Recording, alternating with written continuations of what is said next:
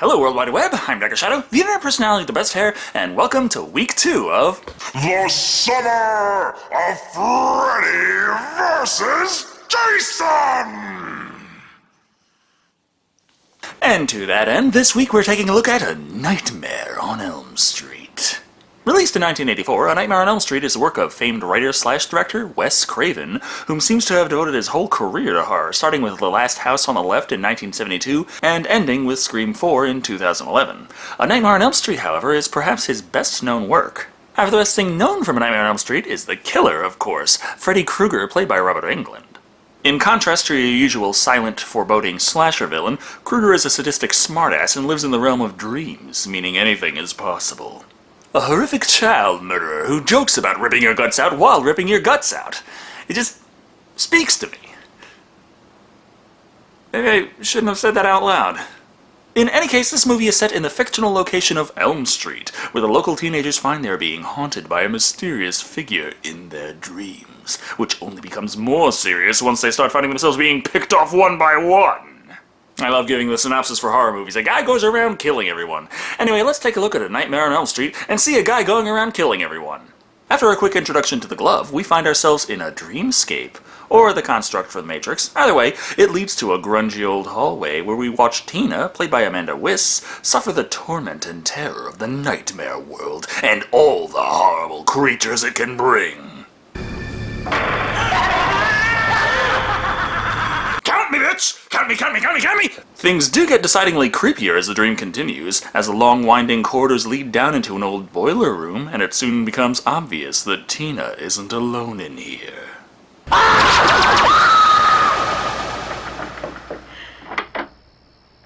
You okay, Tina? Just a dream, Mom. More importantly, we're just standing there the whole time. I highly doubt her mother's bed just so happens to be in the hallway. This dream also seems to have resulted in some damage to her nightgown, and the reason should be pretty obvious considering the people of this town have a nursery rhyme for this sort of thing. Two bears come for you. 3, 4, then lock your door. Unfortunately, this is a horror movie, so therefore the characters have to have severe trouble with the concept of 2 and 2. While they realize Tina's nightmare is awfully damn similar to the old song, that's as far as the train of thought goes, and we move on to introducing the rest of the important characters. Tina's best friend Nancy, played by Heather Langenkamp, Nancy's boyfriend Glenn, played by a damn young Johnny Depp, and Tina's boyfriend Rod, played by Jesus Garcia. J.S.U. Garcia. Maybe we're gonna have a big earthquake. They say things get really weird just before. One of the few spots in this movie where you find a clue that it wasn't originally supposed to be set in Miscellaneousville. The setting was originally supposed to be California. The point is, after we time warp through the school day, Tina's parents have gone off for 2 days, leaving the girl alone and frightened by her nightmare. So she invited Nancy and Glenn over to help calm her nerves. They do a pretty bad job at this because, as it turns out, Nancy had a strange nightmare too last night, and her description of it leads Tina to a horrifying conclusion. You dreamed about the same creep I did. That's impossible. Millions of women dream of you every night, Johnny. Dismissing the supernatural will have to wait, though, because there's a weird rustling coming from the bushes outside. Being scared and alone, obviously they open the door and send Glenn out to flush out whoever the hell it is. It's Riley and Ricky Lance down just 3 yards from the goal line. Only to get pounded by Rod! Wait. Rather, Rod's here to pound Tina, even though he's not actually supposed to be, because they had some fight at some time we never saw. Still, they seem to be doing alright. Don't leave me alone with this lunatic. Please, Nancy. So that's how they settle arguments. Can't complain when you're gagged. So their differences are settled through vigorous fucking. No, I still have no idea what they had a fight about, or when this fight ever took place, but they're all better now. Glenn and Nancy, on the other hand, are just sleeping over, making sure Tina is calm without doing anything together. Which means someone else gets to be in bed with Nancy.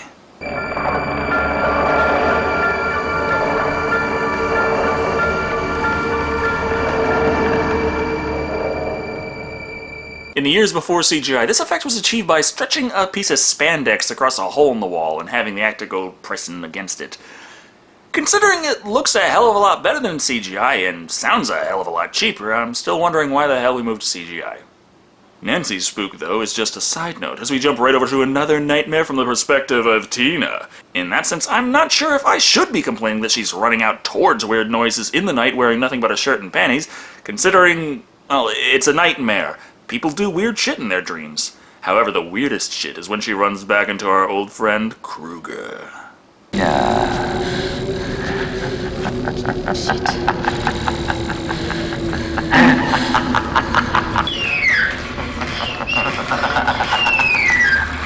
Okay, to be fair, that probably would have looked a hell of a lot better with the help of CGI.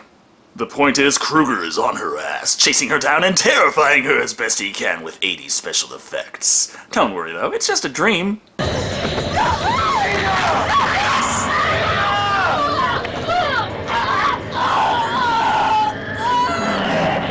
She just has a really overactive imagination. Being cut apart, murdered, and dragged all over the ceiling is more than a little terrifying for Rod to witness, and assuming it must be that damn murderous invisible man, rushes out naked into the night looking for him. No idea how that's supposed to work, but the cops aren't buying it. Lieutenant Thompson, played by John Saxon, is convinced Rod simply murdered Tina because he's fucking nuts. What the hell was she doing there? She lived there. I don't mean her. I mean you. One other thing, Sheriff Donald Thompson is the father of Nancy Thompson, which should mean that he is a little too involved in the case and shouldn't be investigating it, but who cares about protocol? Donald questions Nancy, and by questions I mean ignores, along with his wife Marge, played by Ronnie Blakely, about the history of the fighting between Tina and Rod. It wasn't that serious. Maybe you don't think murder is serious. Oh yeah, clearly, he murdered her after every time they had a disagreement. And if he did, wouldn't that be evidence that murder isn't that serious? Thus, as Nancy was the only one of them actually there, and steadfastly declares Rod couldn't have done it, they decide it's obvious that Rod murdered the fuck out of his girlfriend. Police say the victim, 15-year-old Christina Gray, had quarreled earlier with her boyfriend, Rod Lane. 15? Amanda was 23 when they filmed this. The next day, it already seems like Nancy is actively avoiding sleep, but still willing to head out to school, despite her mother's objections. However, it doesn't take long to find out that Nancy's being carefully watched the whole time. I'm not gonna hurt you. I'm not gonna hurt you. I hope this isn't the same strategy he's going to try to make a good impression on the jury. He just jumped out of the bushes to let Nancy know he's innocent and wouldn't hurt a fly. This shortly before he's surrounded on all sides by police officers as Donald was using his daughter as bait to track down Rod. Why Rod thought he'd be safe tackling the daughter of the sheriff, I don't know, but fuck it, on to school, which is boring as fuck, resulting in Nancy drifting off to sleep in class, back to the world of nightmares.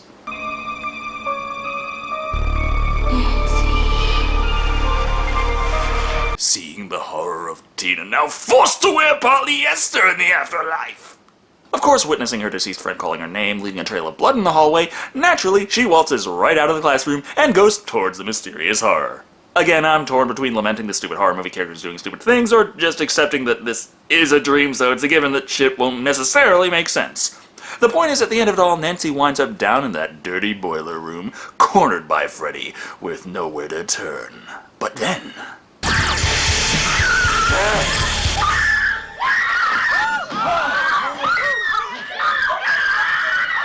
It's okay, Nancy, it's okay.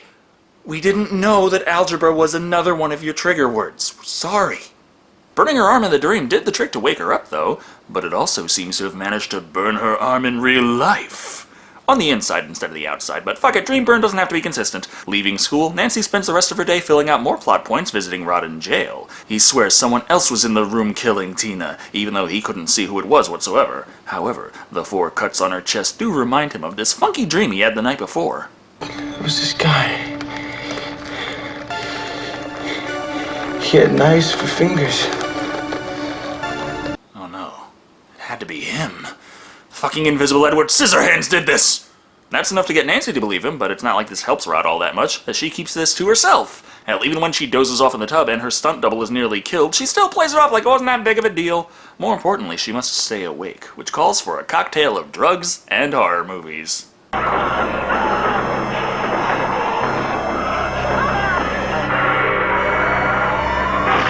Which was pretty much Craven's way of saying, shout out to my homie Sam Raimi! It's not that Nancy's being completely apathetic to the situation, however. She does get Glenn to come over for an experiment in her dreams. Glenn? Are you still watching? Yeah, so? I'm just checking. You're not masturbating again, are you? Are you? Not anymore, alright? While in the dream world, Nancy takes a stroll down to the police station to check on how Rod is doing, which results in finding out that Freddy is there with him, preparing to do all sorts of nefarious deeds. Unfortunately now, as much as Nancy calls for Glenn to wake her up, he doesn't respond. But Dina's back.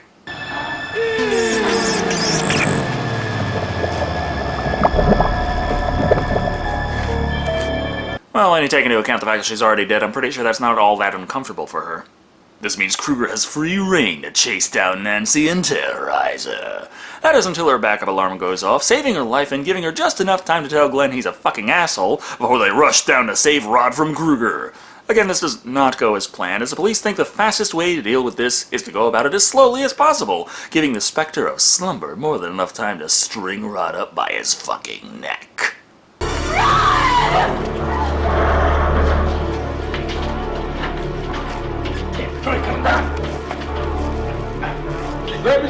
Which, of course, they find just too late, and it just seems like your everyday mundane suicide. And it's not like they have surveillance in these kinds of places.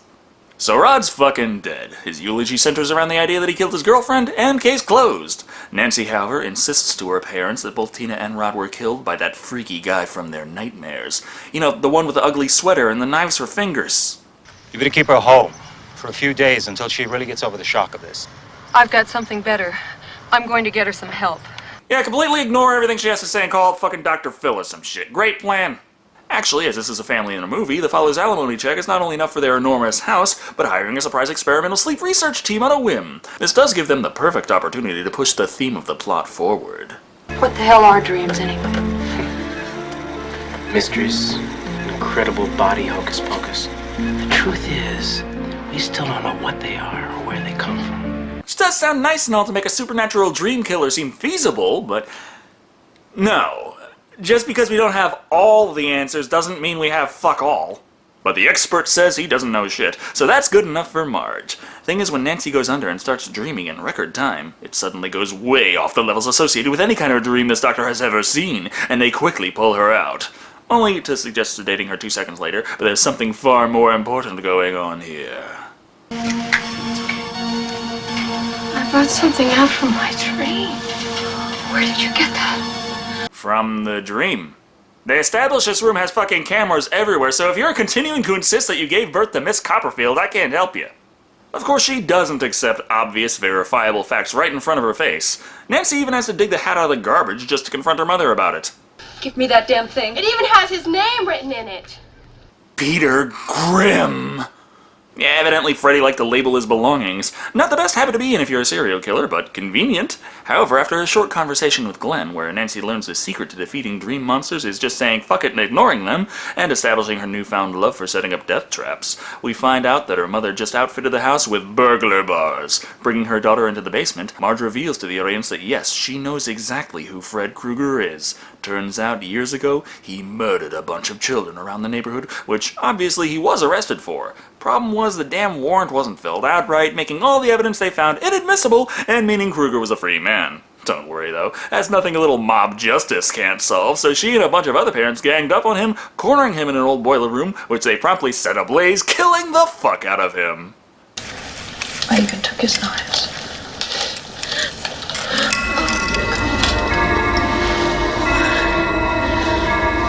Everyone said I was crazy keeping the weapons of a child murderer, but you know, it does come in awfully handy on Thanksgiving. One more thing, this scene may as well not exist, because they continue to ignore Nancy's pleas and treat her like she's crazy, meaning the only one she can confide in is Glenn. And if he gets me, I'm pretty sure you're next. Me? Why would anybody want to kill me? Charlie and the Chocolate Factory ring a bell? She has a plan, though, which involves Glenn coming to her place around midnight. The idea is Nancy goes into the dream world, grabs onto Kruger, then wakes up, bringing him completely out like she did his hat earlier. Ignoring the fact that she had been struggling with him earlier when she had woken up and not brought him out of the dream world, but Whatever you do, don't fall asleep. 7 minutes 34 seconds. It's not that Nancy didn't try to help. The first problem she had was Glenn was being a fucking moron, of course, despite all the deaths and all the shit his girlfriend had already been through, and the fact that if you pay attention it's obvious he's been having nightmares about Kruger since the start as well, he still doesn't believe her. Thus, he makes no real attempt to actually stay awake, while Nancy tries desperately to call him, only to be turned away by the boy's parents, who are convinced she's a lunatic. Knowing he's dead if she doesn't do something fast, she goes to run over there, but of course her mother locked her in. All this just so Glenn can get some shut-eye.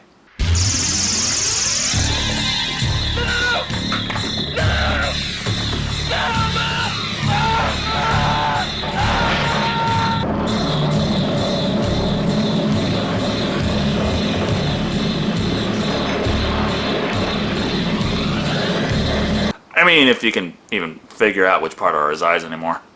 Always on duty, Donald shows up on the scene, confused by what he finds. But just because there's no fucking way Rod did this, and his daughter's been locked in her room, and is desperate for help, and swears she knows what's actually going on, that's no reason to pay attention to her now. Just come here and break the door down in exactly 20 minutes. Can you do that? Yeah, sure. Yeah, well, whatever the fuck, I don't care.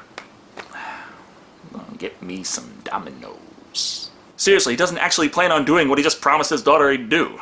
Oh well, that means I can concentrate on wondering how the fuck outside this montage is Nancy supposed to set up all these goddamn booby traps within a limited time frame? Especially when you take into account the fact that she also puts her mother to bed, having a heart-to-heart chat, and evidently still has this much time until the 20 minutes are up. Countdown mode. 10 minutes and counting. Fucking hell, I gotta hire this woman to edit my videos. Her dream leads her down into the basement where she discovers Freddy's claw glove is missing. However, there's also a newfangled doorway in the basement that leads down into the old boiler room. After enough of a back and forth where Nancy tries to lure Freddy out to only run like hell as soon as she does, it's about time for her alarm to go off, giving her one last chance to get Kruger, who does not appear in bed with her when she wakes. I'm crazy after all. And the good news is you're sane. Bad news is you're probably about to be disemboweled. Don't worry, remember all those Home Alone gadgets she MacGyvered together before going to bed? Seems Kruger just wasn't prepared for the ingenuity of your average 80s kid. Someone else who isn't prepared is Donald, who, surprise surprise, wasn't breaking the door down and indeed wasn't even watching the house when all this shit was going down. Ow! Where are you? Everything is gonna be alright! Everything's under control! Yes, I stab you, asshole! Considering how apathetic the whole town's been to verifiable deaths, I wouldn't be surprised if he walked in on you wrestling with Kruger and told her to stop making such a fuss. One way Nancy does actually get their attention is when she just sets Kruger the fuck on fire. I mean, yeah, now she's trapped in a burning building with a supernatural psychopath, but hey, smoke, better investigate. By the time she gets her father's attention, though, it's too late, and Kruger has already made his way upstairs to her mother's room. Always sucks to walk in on even an ex in bed with another man, especially a hellish monster child murderer.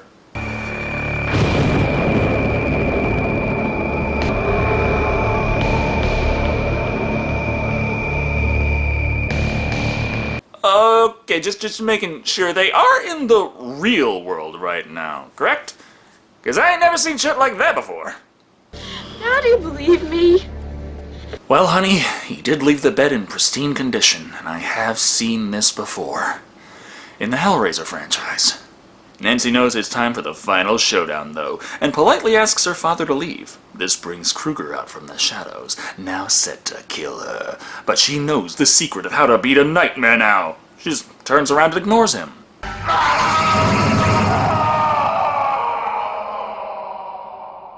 So, does that mean the rest of the town really did have the right idea the whole time? Anyway, then how the hell did Glenn die?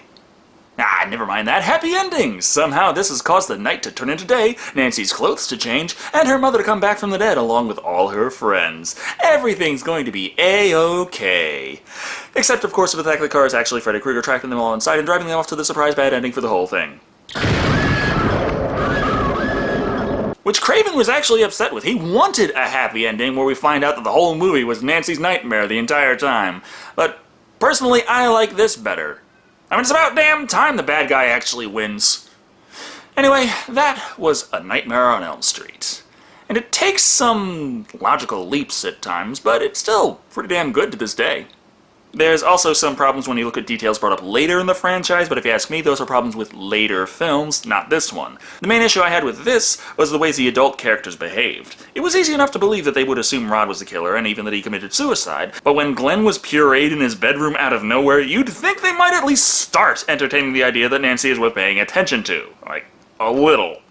Mostly, though, I think that there's a lot more to like about this movie than complain about. The use of dreams as a hook worked well because of the mysterious nature of them. Yes, they're not nearly as mysterious as the movie tried to make it out to be, but anywhere that is new or unknown is usually a good place for horror or science fiction to play, as it's easier for people to accept fantastic stories as possible. While the characters weren't particularly deep and the acting average all around, that is with the exception of Kruger, who is clearly the star of this picture.